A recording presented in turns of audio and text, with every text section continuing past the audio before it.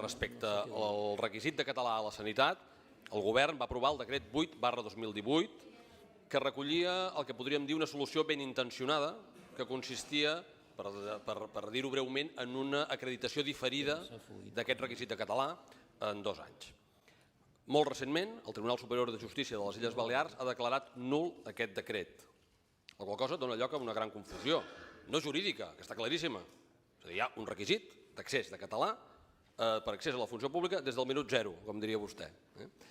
Però sí organitzativa, perquè evidentment hi ha unes convocatòries de places que s'han fet a l'empara del decret 8/2018 que ara ha quedat anul·lat. A mi m'agradaria conèixer l'estratègia i la intenció que té el govern per resoldre tota aquesta situació.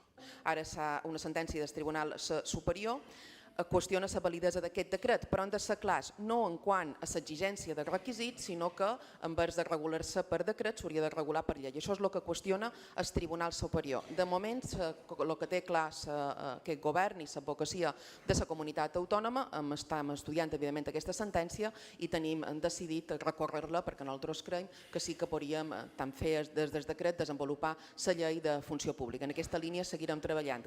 Si em permet la meva opinió sobre la sentència, crec que recórrer-la és picar sobre ferro fred.